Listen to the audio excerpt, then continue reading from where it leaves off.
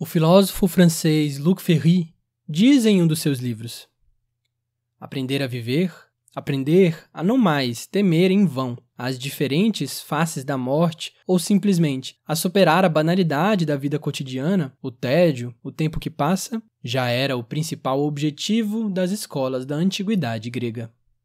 E quanto ao espiritismo, qual era o seu principal objetivo? Assim como o filósofo antigo só podia ser filósofo verdadeiro se vivesse a filosofia que discursava, para Kardec, o espiritismo também tem o objetivo final de gerar grandes efeitos naquele que o pratica. Caso ainda não tenha visto, recomendamos ver o primeiro vídeo dessa série sobre o tema da filosofia espírita como modo de vida. Para isto, basta clicar no link aqui no topo da tela ou na descrição do vídeo. Kardec, na conclusão de O Livro dos Espíritos, vai descrever 3 efeitos do espiritismo filosófico sobre aqueles que o praticam. Focaremos, neste vídeo, no primeiro efeito, o efeito religioso e do desprezo pela morte. Kardec diz o seguinte, abre aspas, seria presumir demais da natureza humana supor que ela possa transformar-se de súbito por efeito das ideias espíritas. A ação que estas exercem não é certamente idêntica nem do mesmo grau em todos os que a professam. Qualquer que seja o caso, porém, o resultado dessa ação, mesmo que fraco, representa sempre uma melhora. Será quando menos o de dar a prova da existência de um mundo extracorpóreo, o que implica a negação das doutrinas materialistas. Isto é a própria consequência da observação dos fatos. Fecha aspas. Portanto, mesmo o espiritismo puramente como fenômeno tem bons efeitos. Muitos cientistas fizeram e fazem esse papel de pesquisar fenômenos de além-túmulo sem citar a filosofia moral decorrente disso. Mas, para aquele que pratica o espiritismo, também como uma filosofia moral, os efeitos para o adepto do espiritismo ficam maiores e mais profundos. Como diz Kardec, prosseguindo no mesmo texto, abre aspas, porém, para os que compreendem o espiritismo filosófico e nele veem outra coisa que não somente fenômenos mais ou menos curiosos, tem ainda outros efeitos. O primeiro e mais geral consiste em desenvolver o sentimento religioso, até naquele que, sem ser materialista, olha com indiferença para as questões espirituais. Daí lhe advém o desprezo pela morte. Não dizemos o desejo de morrer. Longe disso, porquanto o espírita defenderá sua vida como qualquer outro. Mas uma indiferença que o leva a aceitar, sem queixa nem pesar, uma morte inevitável como coisa mais de alegrar do que de temer, pela certeza que tem do estado que lhe segue. Fecha aspas. Mas o que Kardec queria dizer com desenvolver o sentimento religioso? Será que Kardec defendia que o espiritismo se tornasse um dia religião, como as outras? Na verdade, a leitura do conjunto dos textos nos mostra bem o contrário.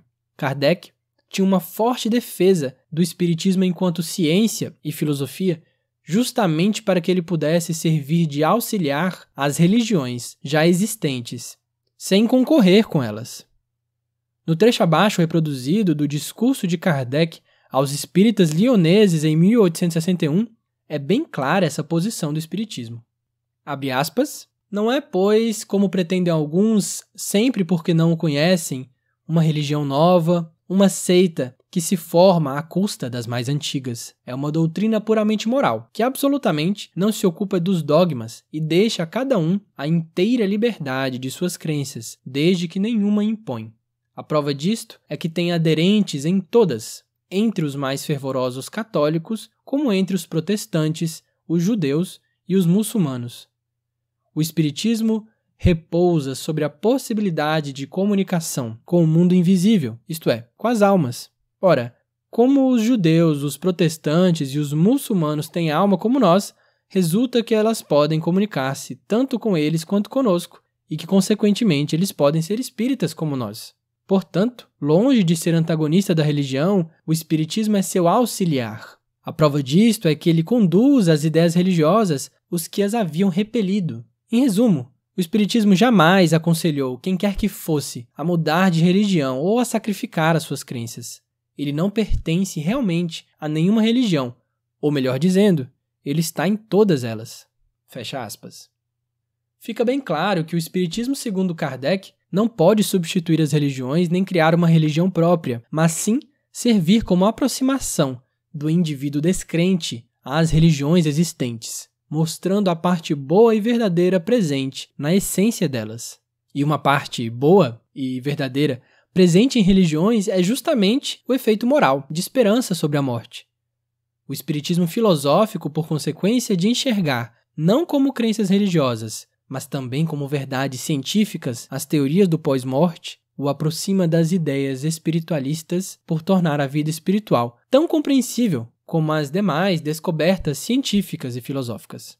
O efeito disso sobre o indivíduo dos nossos céticos tempos pode ser extraordinário. Como lemos há pouco, na conclusão de O Livro dos Espíritos, esta postura significa aceitar sem queixar nem pesar uma morte inevitável, como coisa mais de alegrar do que de temer, pela certeza que tem do estado que se lhe segue. Porém, como a própria frase de Kardec diz, há uma condição para que essa postura diante da morte, digna dos filósofos antigos, ocorra. É a certeza do estado que se lhe segue. Sem essa certeza, o espírita se comportará como qualquer outro. E como o espiritismo realmente pode dar essa certeza? Se é que pode? Para nós, essa é a diferença capital entre o espiritismo, tal qual Kardec defendia, e o que temos hoje. De fato, o espiritismo de massa, feito em palestras de auditórios de fim de semana, baseado em solene discurso religioso, que institucionaliza a comunicação mediúnica e a torna algo excepcional a alguns missionários, está longe de gerar a certeza das reuniões espíritas da época de Kardec. É preciso nos distanciar do espiritismo feito hoje no Brasil e fazer um verdadeiro exercício de imaginação para tentarmos nos transportar aos tempos em que o espiritismo gerava certeza na maioria dos adeptos.